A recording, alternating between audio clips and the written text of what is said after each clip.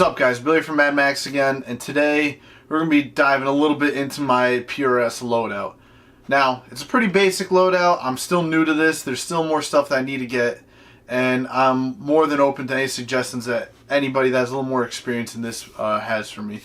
But before we get into it, make sure you follow me at Mad Max Guns on Instagram. I'll put that down here, and let's get into it.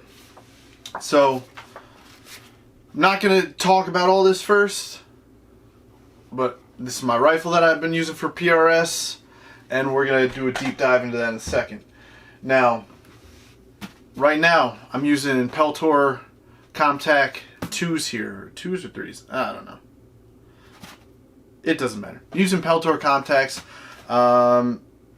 My plan is to upgrade into some in-ears. That way I could wear like easier to take a hat on and off, eye pro on and off, what have you. This is just my best ear pro that I have right now, and I wasn't sure how far I was going to go with this or if I was even going to enjoy PRS, but let me tell you, big fan, love it. If you've been thinking about doing it, just go out there, do it, be a sponge, ask questions.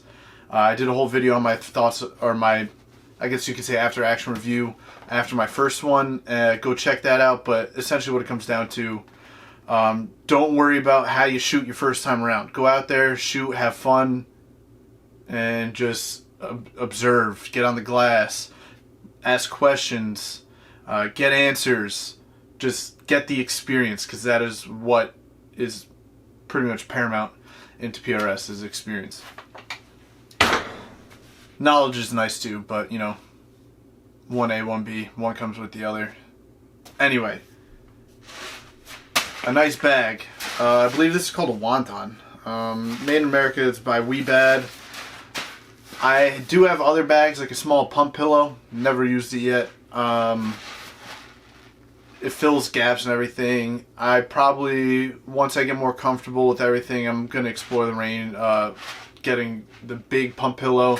And I believe I'm going to end up buying a Armageddon Gear Game Changer. That seems to be like the industry standard, but for now, this here, I call it a taco, but I'm pretty sure it's called a wonton. This will do you plenty good. But if you wanted to be the whole buy once, cry once, which I tend to be, but I wanted something that was on Amazon Prime. One like this. But check out the Game Changers. I'm pretty sure that's what I'm going to be going to. Now, lastly, you kind of can't shoot without this ammo. I do custom loaded 6x47 Lapuas. I'm using 105 grain Lapua Cinars in obviously Lapua brass, and running that in front of some H4350. If you got any more questions about hand loading or anything like that, drop them in the comments, hit me up on Instagram. I love talking about it, and if you got any tips for me or stuff, I just like discussing, gain more knowledge. I'm still only about a year and a half, 2 years into the whole reloading thing, so I got a pretty good grasp on it, but if you got more knowledge for me, let me know. And so, I know I talked about in my previous video about PRS that all you need to do is show up with those 4 things and you'll be good to go. You can even show up without a bag, but you're going to need ear pro, you're going to need a rifle, and you're going to need ammo. Especially in this economy, nobody's going to be throwing out ammo at you. That's just the way it is. But let's do a little overview of my PRS rig here. We'll start base, like the basis of the rifle, and then move outwards. It is on a Remington 700 Action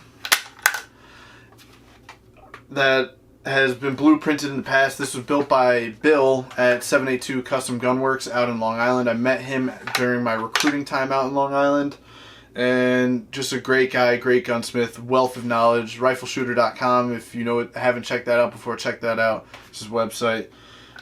But yeah, he's in Long Island, New York. If you're close enough there, go take a ride out. Email him first. But great gunsmith. Back to this. Remington 700 Action, sitting in a Graybow stock.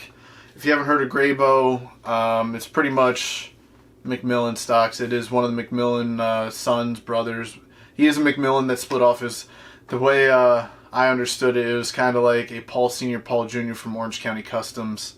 They kind of split and do their own things now. But great quality stock at a great price. I did a custom, I don't know, I guess it would be custom. I did a bedding job for the action in there with some marine techs. There's stuff all over the internet on how to do it. Check it out. Badger Ordnance bottom metal. In here right now, I just got a mag pole, AICS mag. Typically what I'm using is accuracy or accurate mag or whatever this is. I believe it's accurate mag, but any AICS pattern mag will do. It is a, I forget the name of the scope base, but it has a nice little bubble level sitting over here. I don't know if you can see it, but bubble level is good to have, especially when you're shooting out past, I don't know, 700, 800, 1,000. A little bit of cant could hurt you. Typically won't, but it could. Badger Ordnance rings, a Maven RS4 sitting up top here. I did a review for TargetTamers.com, did a whole write-up on it. Go check that out. Just Google Target Tamers Maven RS4 and it should bring you there, or even look it up on the YouTubes. Spoiler alert, for a 6-30 optic at its price, you can't beat it. For the barrel here, we got a Bartlein. I got the little end of the barrel shank here, so I'll get you all the information off. A Bartlein 4R for Lands and Grooves barrel. It is a 1-in-8 twist, and it is a thick boy. I believe we have it cut at like 22 inches. This is my first PRS gun, so I think I made the mistake of doing 22 inches. Probably should have went 26. That seems to be like the like sweet spot for 6mm. But on a good note, it is very well balanced right here in front of the mag. So any more weight up front would have took from that. But if this was in a chassis and you could had the opportunity to take away weights on here, probably going with a 26-inch barrel would be the way to go. I'm going to do a 6 GT for next year, but we're talking about this right now. Up front here, I got an Area 419. I believe it's a Sidewinder, or it might be Hellfire. I don't remember. It's a 3-port. This gun has literally no recoil at all.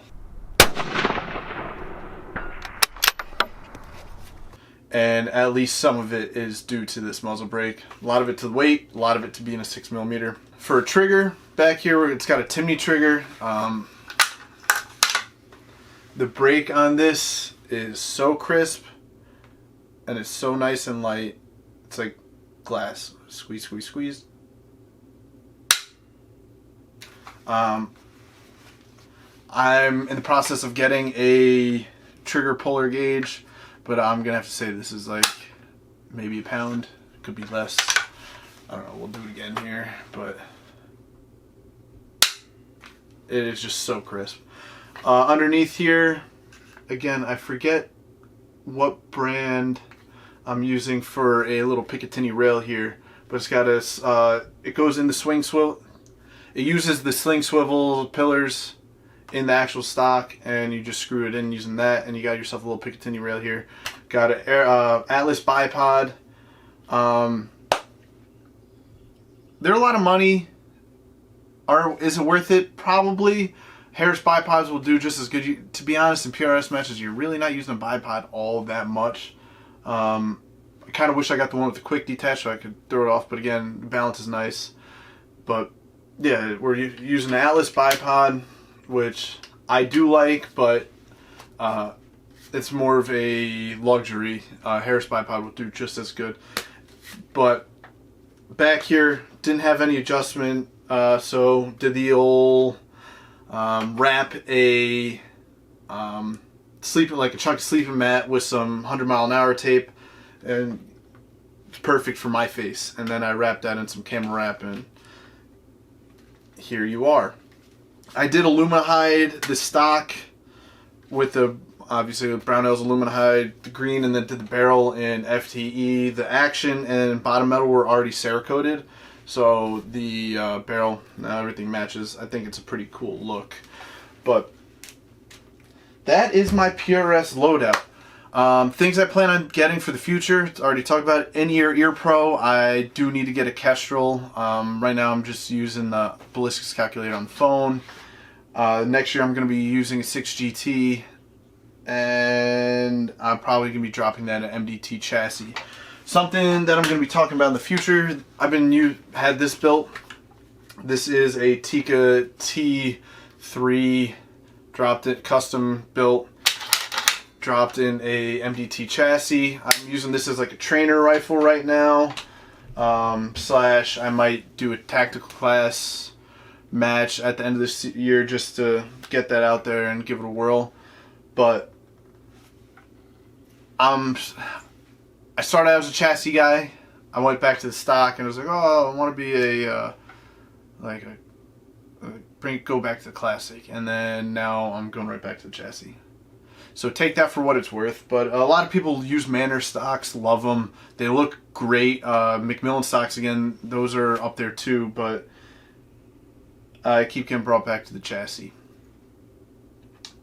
But yeah, so next year going to be running a 6GT. Need to get me a Kestrel.